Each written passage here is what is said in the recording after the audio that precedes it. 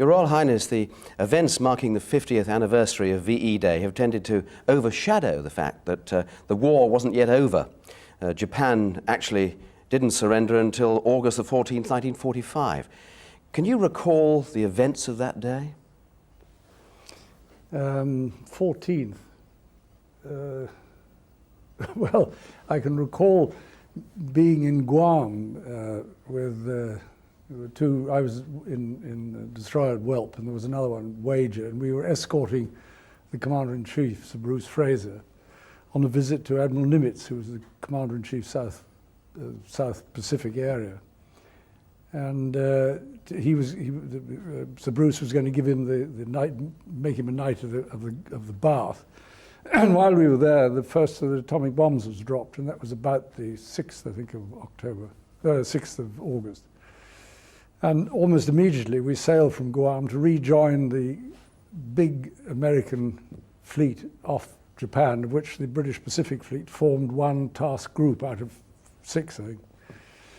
And we hung about there until the second bomb was dropped, and then it was announced that the Japanese decided to cease hostilities. They didn't actually surrender on the, whatever it is, what did you say, so? The 14th of August, that's right. yeah. And then a small party was formed of the commander of the fleet commander, it was Admiral Halsey, and Sir Bruce Fraser and Duke of York. Halsey was in the Missouri, and he had 4 destroyers, and there were 2 of us. It was this little party of 6 destroyers and 2 battleships, went off to Japan. And the next day, or whatever it was, we anchored in Sagami Bay, which was just on the outskirts, and we waited there for 24 hours, and then this party went up into Tokyo Bay. One of the extraordinary things that happened while we were in that bay, waiting, I mean, it was quite a dramatic arrival. You know, you'd spent years fighting the Japanese, you read so much, and suddenly they were in Japan. You know, it's most extraordinary. But we heard over the fleet sort of broadcast the 2 Royal Marines had managed to escape, believe it or not, from a prisoner of war camp in Japan. And you wonder what on earth they were doing. I suppose they heard the bombs go off and they thought, well, this is the time to move. And they got down to this bay, and they saw this fleet of ships with stars and stripes and Union Jacks. So they said, well, this must be friends. So they stripped their clothes off and swam out, because they were intercepted by patrol boats and taken on board the flagship, and everybody thought this was a great occasion. Anyway, about 30 years later, I was attending the annual conference, or the annual reunion of the Far East prisoners of war. And I thought I'd tell this story to the assembled company. In the middle of this thing, they said, they're here! and the 2 blokes who were actually attending that thing. Extraordinary. But what sort of celebrations took place on HMS Whelp? Well, there weren't any. None whatsoever? No, it was quite busy, because we went on up into the bay, and then there was quite a lot to do, funnily enough. I don't know why. And then, of course, on the 3rd of September, everybody gathered. We had to wait for 2 or 3 days, well, until then, because there was a typhoon, and General Marshall couldn't get to Tokyo, and a lot of the representatives couldn't get there. And that was actually... Well, sorry, you mentioned that the 2 bombs had already been dropped on Japan, at Hiroshima and Nagasaki. Do you think it actually took that to make the Japanese surrender, or do you think eventually they would have surrendered anyway? Well, I think they would have surrendered anyway, but I mean, a lot later, because even after the 2 bombs went off, if you read the account, you'll find that there was no agreement about the imperial, in the cabinet or the imperial council, and it was only when the emperor virtually ordered them all to shut up and to accept the surrender, and the terms that had been published at Potsdam.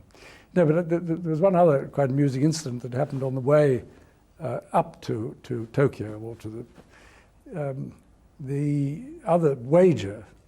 The RNVR doctor was a Canadian, and the captain of the Wager was a very jolly fellow called Basher Watkins. Thought he'd play a little practical joke on him. And so he wrote out a signal from the Commander-in-Chief saying, report name, rank and seniority of the senior Canadian officer born, you see. And he sent it down to the doctor, who came rushing up with the, what on earth is this? Well, he said, I expect they want somebody to sign for Canada, and there aren't anybody here, so they probably chose, I imagine that's what it's for. And eventually, after they all had a great laugh, and so it was all over. To the captain's horror, about an hour later, a signal arrived from the Duke of York saying, report name, rank and seniority of senior Canadian officer aboard. And of course he didn't know what to do. So the first thing he did was he sent for this ship's Bible, and then he sent for the doctor. And he put his hand on the Bible, he showed him the signal, he said, I swear this is true. And then unfortunately, well, for him, a Canadian more senior Canadian officer appeared. But this Canadian doctor, in spite of that, was invited over to the Missouri to witness the surrender. And he thought he'd better bring back something from the occasion. So he picked up one of those expended flashlight bulbs, which was then mounted by the ship's carpenter in a little thing, and it stood on the mantelpiece. Well, that was the Supreme Commander was General MacArthur, of course. Yeah. He accepted the Japanese surrender on the 2nd of September, on the Missouri. What can you actually recall of that particular day? We were painting ship. You were painting? Not you yourself, I hope. Well, not quite, but I mean, I was organising it. Because we'd been at sea for quite a long time, we thought we'd better look a bit smarter. And there wasn't anything going on that day, so we had everybody. And we have these sound reproduction equipment, they were loudspeakers. Yes. And so we had them picking up the commentary on the thing, and I hung them over the side so the sailors that were slapping the paint on could listen to what was going on. They could paint in time to the music, perhaps? Well, if there was any, yeah. Well, now, you'd come a long way from your days as a prize-winning cadet at Dartmouth College. Sounds as if I'd been to the Royal Show and got a Rosetta. No, I know that your grandfathers were both sailors, your father was a soldier. But I believe you yourself really would have preferred to have joined the Air Force originally. So why did you end up joining the Navy? I preferred it. I don't know, at that time it seemed to be, I mean, I'd just come out of school, so I not preferred. No, I mean, I think that if I'd left to my own devices, I think I probably would have signed up for the Navy. But I was eventually persuaded by my uncle, Lord Mountbatten, that it might be more sensible to go into the Navy. Did you have any regrets about joining the Navy rather than the Air Force? Only insofar that if I joined the Air Force, I wouldn't be here now. Not if I joined in 1939. You would have been I would have been the bomb. Pushing up the daisies. Oh, I think so. Yeah. Now, your old schoolmaster and the founder of Gordonston, Kurt Hahn, wrote in your report, and I quote here, Prince Philip will make his mark in any profession where he'll have to prove himself in a full trial of strength. Was there any doubt in your mind that you would pursue a military career? Oh, yes. I mean, it never occurred to me that it was only because the war broke out that it seemed to be easier to join than be called up. And so it was inevitable that I think it was inevitable that I was going to be in one of the services during the war. I mean, people of that age, we just did. But I mean, before that, it hadn't really occurred to me. I had vaguely thought of what could I do. A bit difficult being stateless. What sort of aspirations did you have? Oh, I don't know, farmer or something, I suppose. A farmer? Well, I don't know. I really have to wait and see. So your first ship was HMS Ramillies. That's it. What do you remember about that ship? It was the first time you really went to sea. I joined her in Colombo, and it was very hot, I seem to remember. We lived in fairly Spartan conditions. We had the midshipmen lived in what was called a chest flat, which was a hole right down. It had no outside scuttles or anything, and there was no air conditioning and no sort of. And we had a bathroom and just a space where we kept those chests, sea chests, with our kit in it. It was so hot down there, we didn't sleep down there. We had camp beds on the upper deck. Funnily enough, I met the chap who'd been the schoolmaster in Ramillies the other day. Were you treated as one of the boys? Well, I was, yes. There weren't any girls in those days. No, but I think you know what I mean. I mean, you were, after all, a prince. Yeah, didn't being plunged amongst midshipmen. No. But the Navy was quite used to sort of curious people like that. There wasn't, nobody stood on ceremony or... No. Now, for the whole of 1940... Actually, funnily enough, the captain of Ramillies was a fellow called Bailey Groman. and he made me what was called his doggy, which was a sort of midshipman assistant. And he did it because he'd been my grandfather's doggy. So he must have had some stories to tell. Well, I don't know, he's long since. Yeah. But for the whole of 1940, you were kept away from the heavy action. Did you accept that as a prince from a neutral country that there was no option? Well, it didn't bother me very much because the ships that I was serving in were right there anyway. I mean, somebody had to serve them. So, I mean, it just so happened that I was perfectly content. I would have gone up, I suppose. I was moved out of Ramley's when she went to the Mediterranean. I was moved out of Kent when she went to the Mediterranean. And then I went to Shropshire. And then when the Italians invaded Greece, then they sort of lifted the ban, and I was sent to join Valiant in Alexandria. What kind of ship was Valiant? Well, she was another First World War battleship, but she'd been through a major refit just before the war, and instead of having 6-inch batteries, she had 4.5-inch turrets, which acted as anti-aircraft turrets. So they had 3 of these on each side. She was in the Battle of Jutland, I think. What do you remember about her? Well, I mean, quite a lot, I suppose, because we had 6 quite active months. And within 2 or 3 days of joining, we went out and there was a great bombardment of the Italian held port of Bardia in North Africa, and it was quite impressive. A lot of 15-inch guns going off, which I hadn't heard before, and it made even big ships like that rock about a bit. And then the Italians had the effrontery to shoot back. So it's quite interesting to hear these things whistling over and landing in the water with a great splash beside you. You suddenly realize that life was for real. And you were frightened, obviously? No, it was, I don't know, frightened. It was just surprising. Do you have time to think about fright when in a situation like that? No, not directly. I was more frightened on other occasions. And then very soon after that, we were with taking a convoy to Malta, and there was a tremendous attack on the whole fleet by German dive bombers, the Stukas. And I was watching. I was actually in one of the turrets, but I managed to get my head up through one of the 15-inch turrets. It wasn't doing much good in an air raid. I managed to stick my head out and watched the bombers attacking the Illustrious, the carrier, and they did quite a lot of damage. And then she had to be taken out to the Mediterranean. But there was so much going on, and there was so much shooting, and everybody was rushing about, and noises everywhere. It wasn't a question of fright. It was just, amazement that anything like this could actually happen. Your role as searchlight operator in the Battle of Cape Matapan earned you a mention in dispatches. What can you remember of the battle itself? Well, it was a very long, drawn-out affair until we actually got to the point.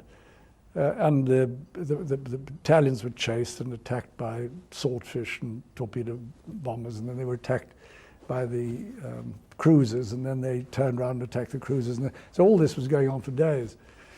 And one of the Italian, I think it was the Polo, was damaged and stopped. And two other cruisers came back to her assistance during the night, but unfortunately for them, they were detected, and so the battle fleet, which was Queen Elizabeth, Valiant, and I can't remember the other one was, Barham, and the carrier Courageous. No, it wasn't. I can't remember which it was. Anyway, we ploughed on to where we thought these cruisers were going to be. And Valiant actually had a rather rudimentary radar and picked up these echoes, which were stationary, and so we assumed that's who they were. But I got an indication what direction to point the searchlights, and they said, well, illuminate. So I switched the things on, but I suppose she had a good chance. I actually found a cruiser. Are you sure you're not being modest now? Well, there was not much else to do. It was a very strange sensation because it's pitch dark. You suddenly turn on these enormous searchlights, huge things. You see this beam shooting out. It was a very calm night. And it picked up. We were so close. I mean, we can't have been more than about 2,000 yards or something. And the beam wasn't big enough to cover the whole cruiser.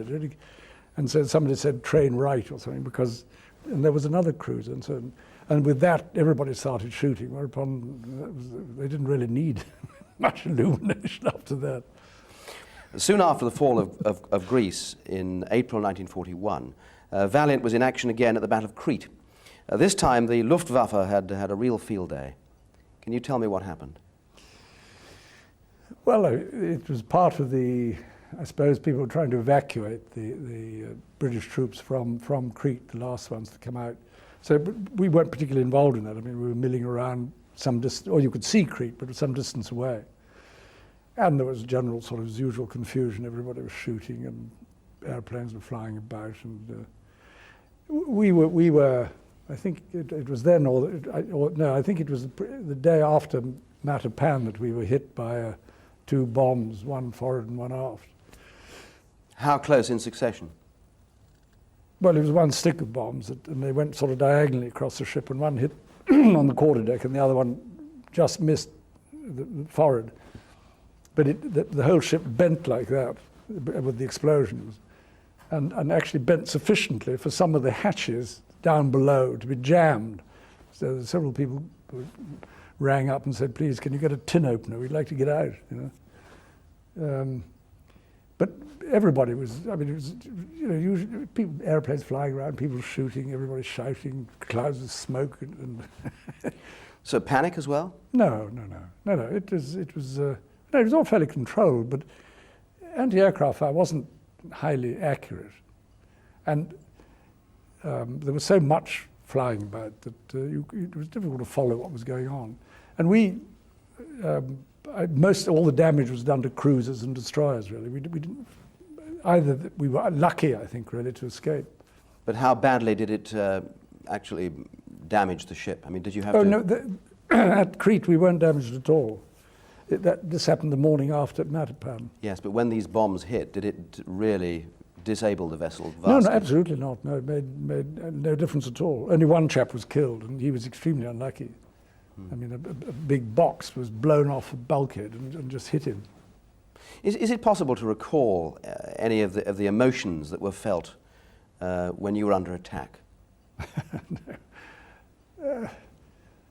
No, I don't think so. I mean, there's so much to do. You know, you're so occupied that and everybody knows what they're doing. It's very difficult. You can't sort of sit back and say, well, what do I feel like today? You know? No. I know it's a favourite question. Everybody says, what does it feel like to do this? What does it feel like to do that? I mean, what does it feel like to do this? Well, I don't know. I wonder whether I'll be asked in many, many years' time. You can't actually train for this, though, can you? Oh, yes, you could do, yes. In fact, there's an awful lot of simulator training goes on, particularly now. And there were simulators during the war. So if you went into the anti-aircraft school, for instance, we had all the noises and all the sort of... So you got used to it. Your uncle, Lord Louis Mountbatten, lost his ship, HMS Kelly, in the Battle of Crete. Was that a major blow for the Navy's morale? Well, an awful lot of ships were lost. I mean, yes, he wasn't the only one. But particularly with Lord Louis on board, high profile. No, I don't think so. I think if anybody was lost, it was... But there was a completely different atmosphere in those days because people accepted that sort of loss. It was part of the fortunes of war. I mean, we didn't all have counsellors rushing around every time somebody let off a gun. You know, so, oh, you all right? You know, are you sure you haven't got some ghastly phobia or whatever it is? He just got on with it. I saw him when he came back to Alexandria because he was picked up, and I always remember because he'd been swimming about for quite a long time in water. So his eyes were sort of bright orange, well, sort of not orange, sort of red with the salt. Color. No, from the oil in the water. But everybody got back to work again very quickly. Did being involved in the battles of Matapan and Crete change your outlook on life? I mean, young men are notorious for thinking, oh, well, it'll never happen to me. But in fact, it did happen to you. No. I mean, I think we all took it as being part of the business. What were you doing fighting if you weren't going to fight? Coming through any kind of military action must galvanize spirits, though. I mean, were there great feelings of camaraderie with the tension, perhaps waiting for the next encounter?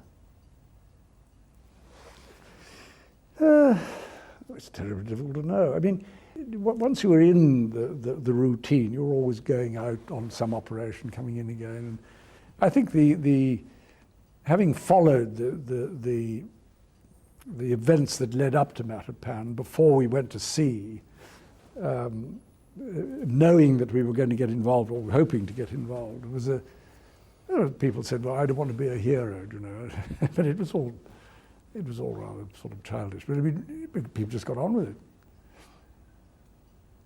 And by the time you appear to have built up a reputation as a man of action who didn't really stand on ceremony, your journey home to the UK by a coal-fired ship, troop ship, for instance.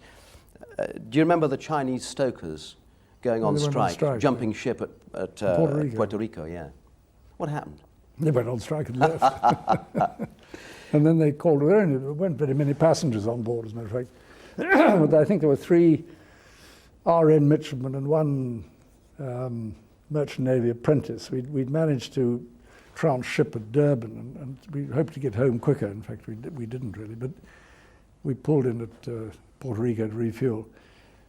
And so we were asked to volunteer, so we went down and did some coal trimming. I got a certificate from the Canadian Pacific saying that I'd qualified as a coal trimmer, but I've lost it, needless to say. Hard work?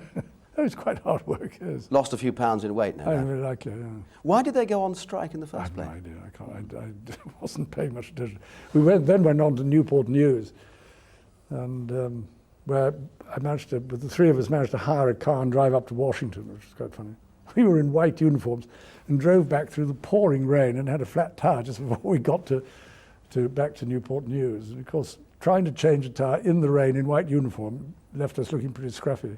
What did you do in Washington? I just walked around and had a look. And when you were there, what was the American attitude towards you?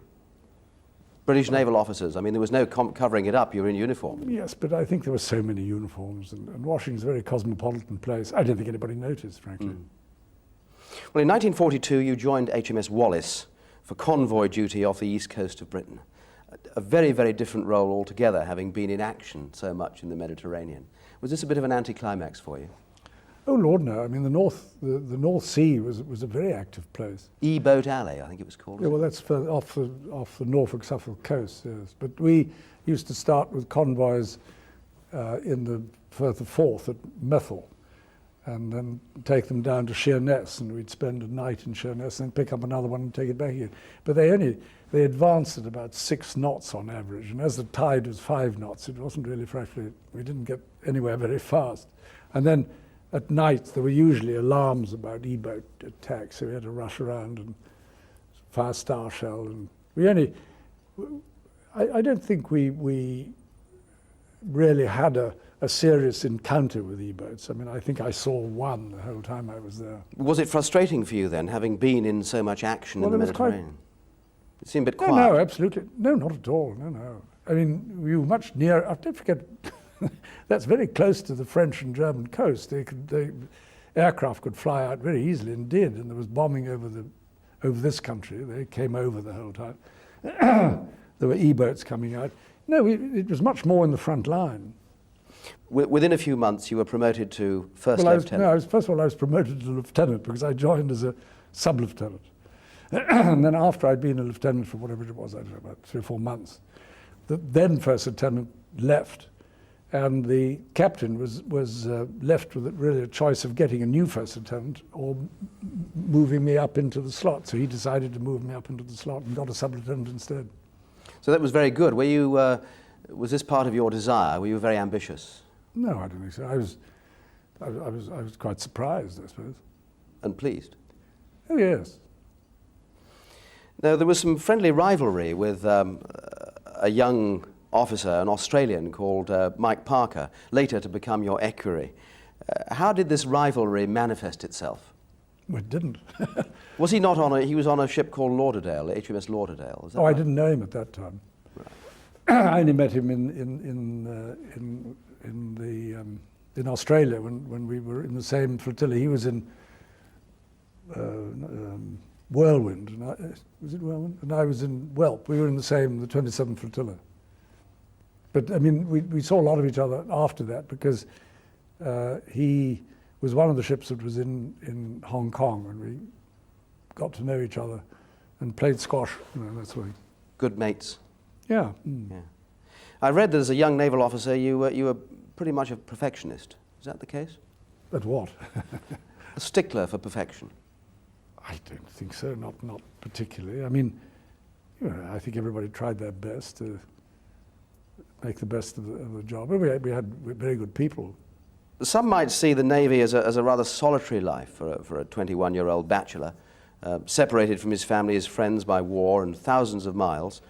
How did you stay in touch with events back home? Well, by letter. I don't know how else. Who did you write to? Or? Well, my grandmother, I suppose, most of the time. Because my mother was in Athens, my father was in Monte Carlo, my sisters were in Germany, and an aunt was in Sweden. And so, I mean, there wasn't that I suppose in the late Duchess of Kent, who was a cousin of mine who lived here, and I suppose she was the nearest relation I had in this country, other than my grandmother, who I always go and stay with. And you got letters from the young Princess Elizabeth too, I believe, perhaps at that time. Yeah, sort of off and on. Did they mean very much to you in those days? Well, yes. I mean, everybody was glad to get a letter, yeah. You had been a guest of the royal family at Windsor. What kind of wartime leaders were the King and Queen in those days? What were their great strengths that you had picked up and seen? Well, I only saw them off duty anyway. When they came down to Windsor for a weekend, that's as much as I ever did. I spent Christmas there once.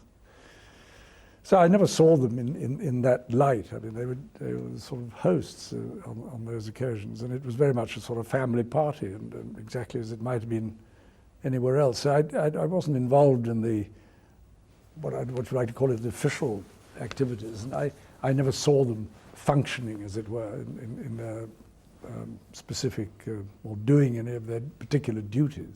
We've seen great archive material of them walking over ruins in the East End. And oh, sure, sort of but I mean, I wasn't around. Well, I was, but I mean, not when they were there. I mean, I was not very far from here on leave from Rosyth, and I was actually having a bath rather comfortably in my uncle's flat in the top, well, little house he had in Chester Street. And I was lying there thinking, this is rather splendid, and wondering what I was going to do that evening, when a doodlebug went past the window, and it landed just not very far away back there with a loud crump. Made you get out of the bath pretty quick and dry. Well, I reckon it was too late by then, so I just stayed in the bath.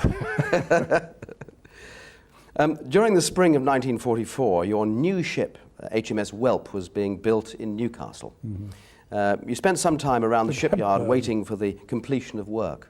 Was that duty very frustrating, waiting for your ship? No, it wasn't at all frustrating. What you had to do, a ship, while it's being built, they send a certain number of people in advance, the chief engineer and the first lieutenant, who's the executive officer, the administrative officer, on ahead to, in a sense, to supervise the final fitting out.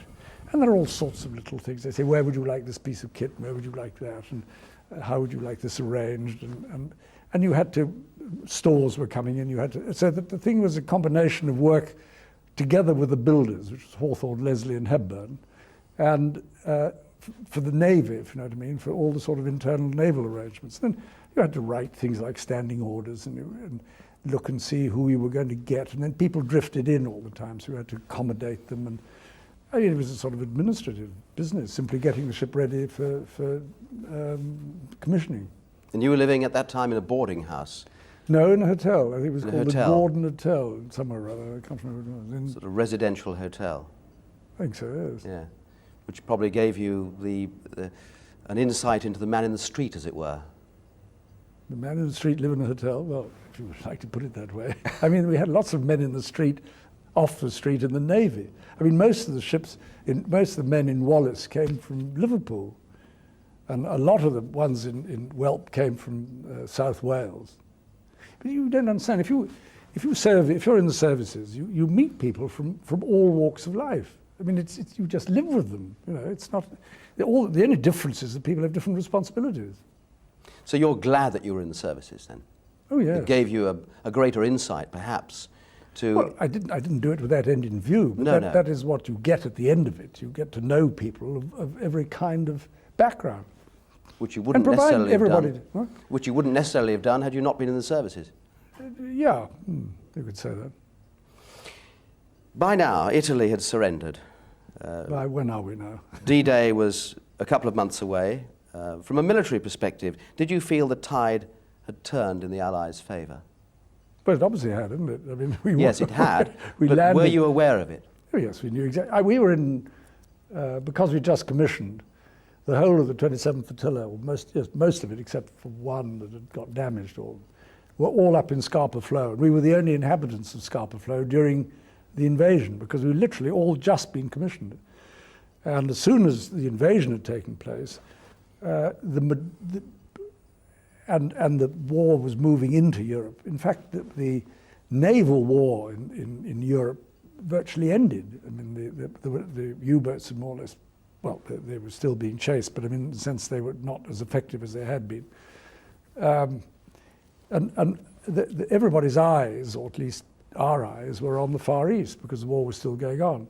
So we all set off and went through the Mediterranean and went to Ceylon, where the ships that were going to form the British Pacific Fleet joined together and then went out jointly via Fremantle and round to Sydney. And a proportion of ships stayed in Trincomalee in the East Indies as the East Indies Fleet, working with the Burma, in a sense, as part of the Burma War. So what was the state of the Pacific War at this time? Well, it was... The Allies had begun to get on top. It was quite bloody. Well, the Allies, it was the Americans, there weren't anybody else. And they'd got on very severely on top. They'd retaken most of the islands which the Japanese had occupied at some stage during the war. They'd worked them right back. And when we arrived, they were just invading Okinawa. And we only got in to the invasion of Iwo Jima, but that was almost entirely an air war. I mean, it was the carriers flying off aircraft for interdiction bombing and generally supporting the Americans on a flank. Because you've got to remember that there were two fleets. Well, there was one fleet in the Mediterranean, depending in the Pacific. It was either called the Fifth Fleet if it was commanded by, I think, Admiral Spruance, and it became the Third Fleet. It was commanded by Admiral Halsey. But it consisted, I think, of 4 or 5, I can't remember exactly how many, carrier task groups, and each group had 4 or 5 carriers in it. And each group had 4 or 5 carriers and 3 battleships and 5 cruisers and about 30 destroyers, all arranged in a sort of circles. And the British Pacific Fleet was one of those, and on a slightly smaller scale. We only had 4 carriers and 2 battleships, but otherwise, and it operated on the flank, as it were. What kind of nation, naval nation, was Japan? Well, she had I suppose, I don't know, it had quite an effective fleet. It had enormous ships, but by that time, there was really virtually no, I mean, all the major battles had been fought. The Americans, and they were mostly inter-carrier battles, very few inter-ship battles. And there were a few inter-ship battles, but most of the major Japanese units had actually been sunk by then. So that when the fighting moved up into Japanese home waters, I mean, there was no surface opposition at all. In any case, if they sucked their nose out, they would have had about 600 airplanes over the head of them. So I think they kept their heads down. Did you come across any kamikaze pilots? Yeah, no, pilots. Or kamikaze activity? Oh, yes, we saw quite a lot of that. It was what happened was one of the destroyers was always put as what we call plane guard in the middle of this circle, and the carriers on the next circle out, as it were. And the chap in the middle, if any airplane crashed or fell overboard, you rushed up and picked up the pilot. But we were in the middle one day, and we had an American liaison officer on board, and naval officer, and a kamikaze hit. I think it was the Indefatigable or in the Implacable, I can't remember, right where the island meets the flight deck, and there was a really crump and bits went up and smoke all over the place. And the American turned white and said, "Oh God, she's gone." And anyway, so we watched this. We weren't very far away. We were watching this through binoculars. The smoke cleared and the bits fell into the sea. And the next thing that happened was that about 20 sailors came out with brooms and swept the rubbish over the side. And he couldn't believe his eyes. Of course, what he didn't realize was, at least I don't think he realized, that the British carriers had armored flight decks. They had sort of 4 inches of armor, whereas the American carriers had wooden flight decks. And whenever a kamikaze hit one of those, it went straight through the flight deck and exploded in the hangar. And then, of course, it set fire to the whole bloody thing, and there was a frightful shebang, and they, of course, lost the ship. And they were absolutely amazed to discover that one of these carriers could be hit by a kamikaze in the most vulnerable place, and nothing happened. I mean, it burnt a bit of the and then Illustrious had a most extraordinary experience. I wasn't on board, but I heard about it afterwards. They had, sticking out in front of the compass platform, where the command stood, which sticks out in front of the island, they had a big radar aerial, a sort of cheese thing, about 6 foot across and about that deep, and this aerial going around inside. And a kamikaze attacked them, and the tip of its wing went through the radar dish in front of them. So you can imagine what it must have been like standing on the bridge, and it crashed into the sea beside them, and nothing happened to anybody. Quite terrifying. But Bruce Fraser was actually on board an American battleship, I think it was, but just before the BPF arrived out there, and he was up on the command platform when a kamikaze hit, and he had General Lumsden, a Royal Marine, standing next to him, who was killed outright, and several other people were badly wounded on the bridge, and Admiral Fraser absolutely didn't have a scratch. Most extraordinary. Were there feelings of envy as Europe celebrated victory over the Germans and looked forward to peace, while the job, in fact, in the Pacific still had to be completed? No, certainly not envy. I think relief. I mean, we were all delighted that it was over in Europe. I mean, don't forget that everybody on board had families and friends at home, so they were absolutely delighted that it was over. You know, they didn't have to worry about their wives or parents or girlfriends. Did you take any time to celebrate VE Day? Did you have time? We were at sea. We were coming south because we'd been running for the best part of I suppose, where was it? About 12 months. And so we were sent down with one other destroyer and Illustrious back to Australia for a refit in Melbourne. And we were there from the I suppose the end of April till when we sailed with the Duke of York on something like the end of when would it have been? End of April, beginning of June, and we left end of July, so we had about 6 weeks out there.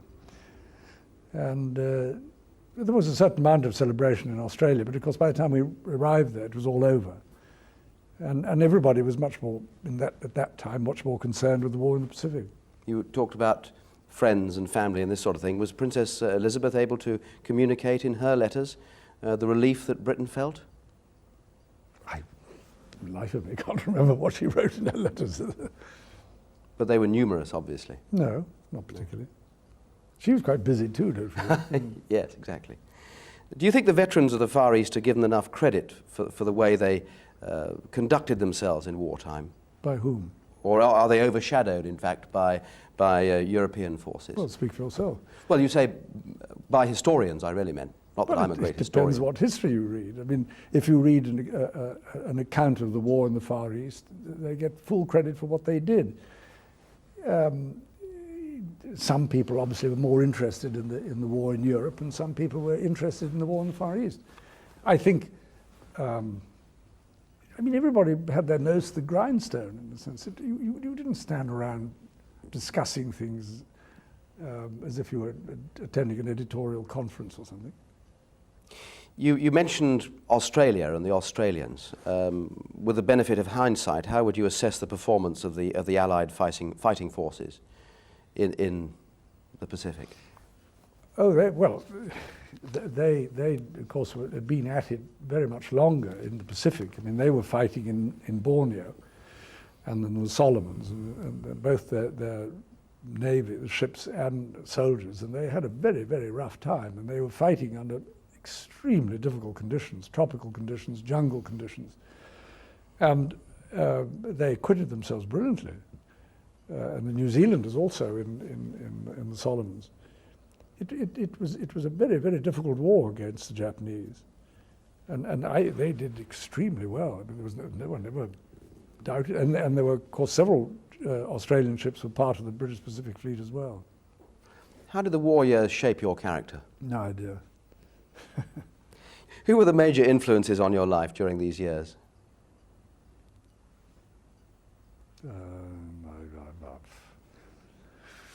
I suppose that's a very difficult question to answer. The first captain in Wallis was a fellow called Teddy Hayward Lonsdale, who was a great character, and I was very fond of him. And he had he'd been in the Navy, then went out and then came back again, and was a great. He was a great gentleman and leader, and I think had a very considerable influence over the way people behaved on board. I suppose, all the sort of people you served with had an influence on you, whether they were the captains. Captain Norfolk, for instance, he was a commander then, had an influence. The captain, and then friends, other first lieutenants, because you've got to know, that's how I got to know Mike Parker, but I mean, there were 7 or 8 of us, all first lieutenants in the same flotilla, so it was a sort of first lieutenants club, we all got to know each other, and we all had the same jobs. Of all the ships you sailed in, does one particular one stand out as being your favourite? Well, what do you mean during the war, or at all? Yes, during the war. Well, I suppose I spent longer in Whelp than in any other, and I was first lieutenant, second in command, in a sense, from beginning to end. So, yes, that was probably, and it took me all the way from Scapa Flow to Tokyo and back again. Your final job in the war on HMS Whelp was to transport prisoners of war. Yes. What sort of condition were they in? Well, to get it straight, what we did was, in the days when we were waiting for Marshall to arrive in Tokyo, Bruce Face had organized for the light fleet carriers to fly off their aircraft and come into Tokyo to collect prisoners of war. And he got that agreed that they would be evacuated even before the surrender. So we spent a few days close inshore collecting boatloads they were in fact naval prisoners, and ferried them out to the light fleet carriers, which were quite, because it's an enormous place, Tokyo Bay, which were anchored some way away. Well, that was very emotional, of course, because these people were naval officers, naval people. They weren't officers necessarily. They hadn't been in a naval atmosphere for 3 or 4 years, or sometimes longer. They were emaciated, and they sat down in the mess. They were suddenly in an atmosphere which they recognized. They were back in the mess, and the people, our ship's company, recognized that they were also fellow sailors. And so we gave them a cup of tea. But I mean, it was an extraordinary sensation, because they just sat there, and both sides, I mean, our own and them, I mean, just tears pouring down their cheeks. I mean, they just drank their tea. They really couldn't speak. It was the most extraordinary sensation. And it caused I mean, it affected everybody.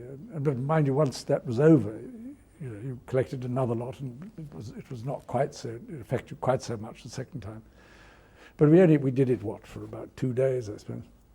Can you understand the feelings of these men nowadays when they still find it impossible to forgive and forget? Oh yes, I mean,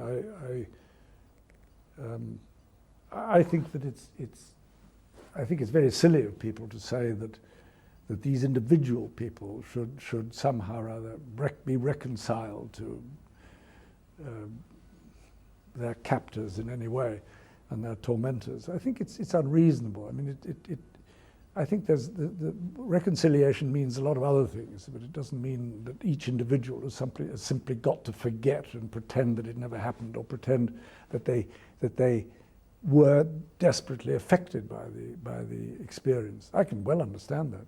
I mean, it's interesting that it didn't happen with the Germans, because in point of fact the prisoners were, in a sense, reasonably well treated. They were treated, they had contact with the Red Cross, they were not exploited, they were not victimized in any way, they weren't tortured, they weren't starved, they weren't sent to forced labor. They were treated as prisoners of war under the Geneva Convention. Well, this didn't happen by the Japanese, and I can quite understand why those people, as I say, it's unreasonable to expect them to forget it and pretend somehow it didn't happen. So what will your memories be? But I wasn't a prisoner, so it didn't, no. In the sense it didn't, I can't speak, I mean, I can speak for them in the sense that I can understand to a certain extent what they feel, but I don't feel reconciliation is a problem as far as I'm concerned. I mean, it was quite funny when we went the first time we went to Japan on a state visit in the 70s or 60s, I think it was. And people said, first visit to Tokyo? And I said, yes. So what will your memories be on VJ Day? Any specific thing? I mean, you were very graphic about those prisoners of war. Well, I mean, that's one thing. And of course, being in Tokyo Bay with the surrender ceremony taking place in a battleship, which was, 200 yards away, and you could see what was going on with a pair of binoculars. And then they beat retreat, and you could hear going on the quarterdeck. Actually, the beat retreat was in the King George V. That was Admiral Rawlings, who was second in command, and that was everybody moved over there. I wasn't on board, but you could hear it going on. But and then by that time, of course, a lot of other ships had come in. We were only in there on our own to begin with. Must have been a very impressive sight. Well, it was a great relief. I mean, it was that wonderful feeling that, and I remember because from there we went on to Hong Kong. And the most extraordinary sensation when we sailed, we suddenly realized we didn't have to darken ship anymore. We didn't have to close all the scuttles. We didn't have to turn the lights out. And not only that, we actually stopped in the South China Sea and piped hands to bathe. You know, imagine doing that in the Mediterranean when the heat was on. You couldn't do anything like that. So you suddenly, all these little things built up to you suddenly feeling that life was different. You've got the most extraordinary memory. Thank you very much. Thank you.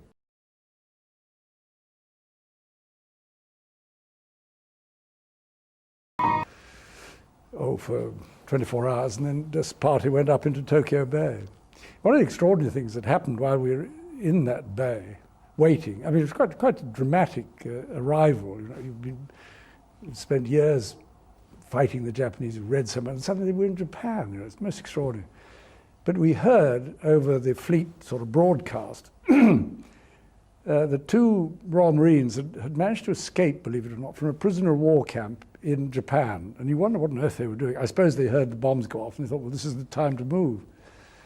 And they got down to this bay and they saw this fleet of ships with stars and stripes and Union Jacks. So they said, well, these must be friends.